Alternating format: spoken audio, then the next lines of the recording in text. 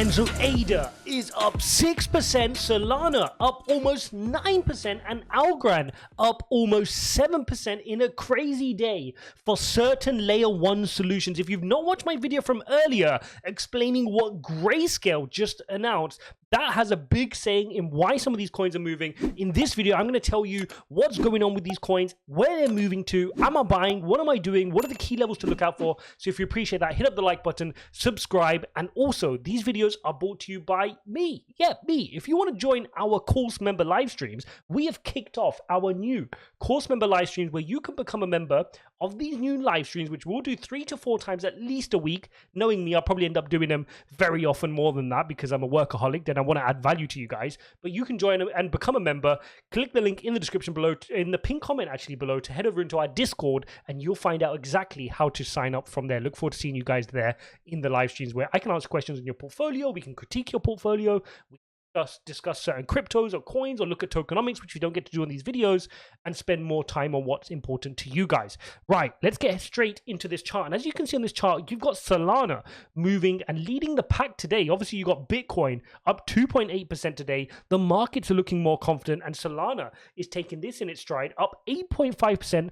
A nice clean green candle here, but you can see on Solana, we haven't quite broken out of trend. Okay, so for Solana, what we really want to see is we want to see this continuation. We want to see a bit more green coming out, and then we want to see what is called a retest. So we want to break out a trend, and then we're happy to get a retest of the trend line before heading higher and creating a higher high. Okay, so that's what we'll be looking at for Solana. I wouldn't be aping in just yet here on Solana if you haven't already. Didn't accumulate in these dips. What is wrong with you, first and foremost? That is what this is all about in terms of managing your psychology. We've got to be learning to buy pullbacks here. The fact that we've got a nice big green candle today shouldn't be the reason that you're now starting to ape into Solana. You should be buying in these times when people are fearful. Speaking of fearful, what is the fear and greed index showing? It's showing 40, right? You're seeing that FOMO start to creep in, and it's exactly because Bitcoin is now sitting at 44,000. Of course, we're going to see the FOMO creeps in. Why? Because it's so much easier to buy when everything is green, right? Of course it is.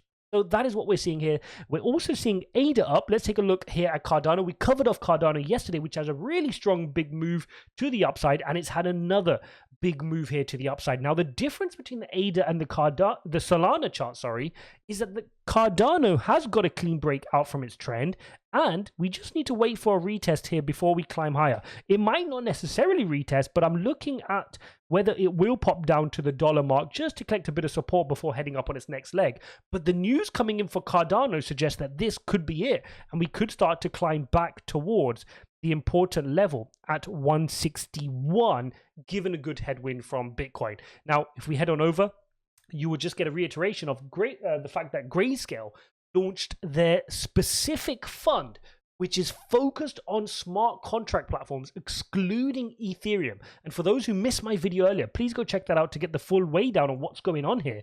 But in essence, Cardano has the biggest weighting in that portfolio, 24.6% in that fund. Solana coming in at second with 24.3%. Avalanche 17%, 16% for Polkadot. Matic gets a 10% allocation. And then you've got Algorand, which we're going to look at shortly, with a cheeky 4.3%. And Stellar XLM at 4.1%. Now, all of these coins, apart from XLM, are ones which I recommend you guys continue to dollar cost average in. You guys know that I'm a big fan of all these layer 1 solutions.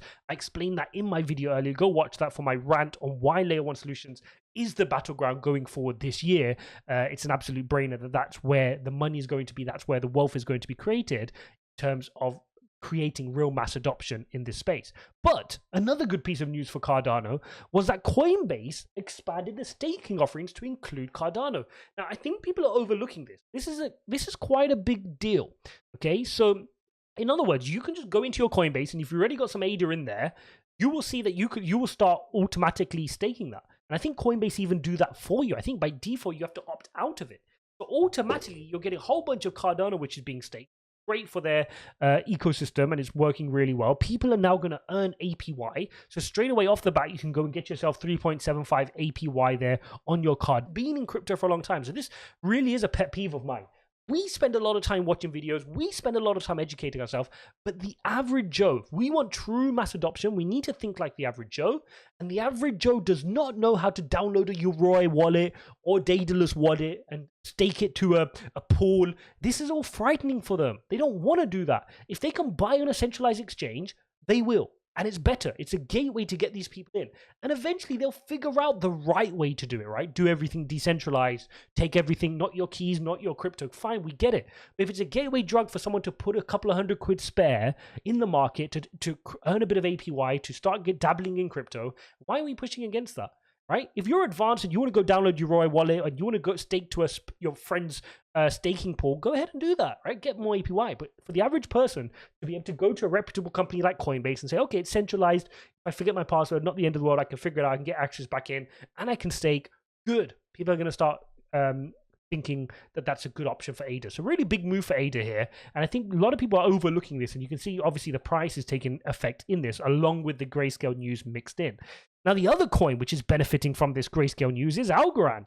Now, for those who haven't seen on my Twitter, we posted a nice long thread on Algorand. I think it's a, how many part thread? 9-part thread here on Algorand. So go check that out because I'm super bullish on Algorand. I have been for a while. The only warning, which I do cover off on the last tweet, and obviously in this video where I claimed I'm selling my Algorand, which I actually did, and obviously I said this is what would cause me to sell my Algorand, is my worries and my concerns around their lack of marketing, okay? So that is my concern with Algorand. But right now, we're seeing a big pump to the upside. We're currently sitting at 89 cents. And it feels like a long time ago that we were sat at the 67-cent mark. I was managing to dollar cost averaging in this dip. I was buying all my favorite coins during the downside when Bitcoin was really suffering. You saw me making videos. I even posted the video, my risky crypto bet, right? You can go watch that video and see what points I was buying in. I bought my Phantom, which, by the way, was snubbed by Grayscale. So, you know, all these coins, Algorand, even Stellar XLM gets in, but Phantom doesn't have an allocation in the Grayscale Trust. I'm pretty sure it'll make the allocation eventually. I think this is just a starting point for Grayscale, and then they'll add other smart contract platforms, no doubt, onto there as well. Interestingly, one of the other tokens which were added to Grayscale Trust but isn't moving too much today is Polkadot. For whatever reason, Polkadot can't seem to catch a break. I mean, we're getting, yes, a couple of green candles here, which is good. The whole market's moving. You've got Bitcoin up at 44, so you expect it to move. But right now, you've got DOT up 1%, but Bitcoin up close to 3%. So this is really lagging, in my opinion. But again, something I believe in the long run is Polkadot. I think it's a solid project. The problem they're tackling, not many other platforms are tackling, and they're the clear front runner, and they've delivered what they promised in their white paper. So no doubt in the next bull run, we will see Polkadot start to move to nicer highs. Now, if we look at the market and see what's going on in general, the Ukraine-Russia fears still exist. We had oil inflect to the downside today, which naturally is going to help our equities move to the upside. So we had the Dow Jones up 1%, S&P up 1.25%, and the Nasdaq bouncing quite nicely at 1.7%.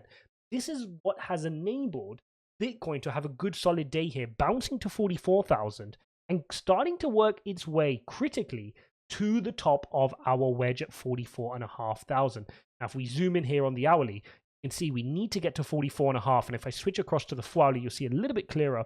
Once we get to 44.5, we need to break through this. We've tested it once, twice, thrice.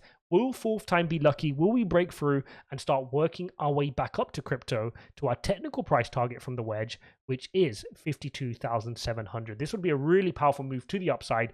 And then you'll definitely see a whole bunch of FOMO, a whole bunch of greed coming in. But overall, some really good news today for those key layer one solutions. We've seen ADA really move nicely to the upside. You've got Solana moving to the upside and Algorand moving to the upside. Now, guys, as always, don't chase pumps, don't chase green candles. You truly have conviction in those three projects like I do. I buy all three of those on dips and pullbacks. Wait for the pullback.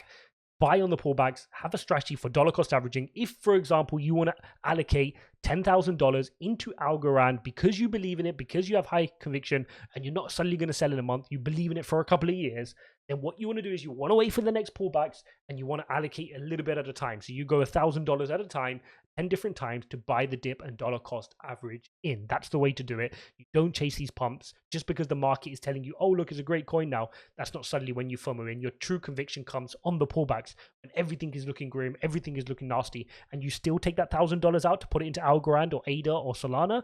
That's a true test of your conviction. The fact that you've done the research, you believe in the project, that you could hold it through difficult times. Now, if you like this perspective and you want more of this psychology and how I manage my investments, don't forget to consider the course members. You can to become a course member live, right? To join our live streams where we discuss this with course members in a smaller, tighter group. So if you want to click the link in the pin comment, that's going to take you across to our Discord. In the Discord, you're going to find out exactly how to become a member and how to get access to the live streams, where you can ask me questions on your portfolio. I can critique stuff. We can discuss certain projects or coins you're looking at, or just psychology in general. We can discuss psychology in general, how I manage my portfolio, how I allocate things, what my psychology is around that. If you appreciate that, hit up the like button. Don't forget to subscribe. I'm going to link up the video from earlier to the grayscale video. If you haven't watched that, I break down exactly what it means, what grayscale just announced, what has caused some of these coins to really start moving to the upside. Thanks for watching, guys.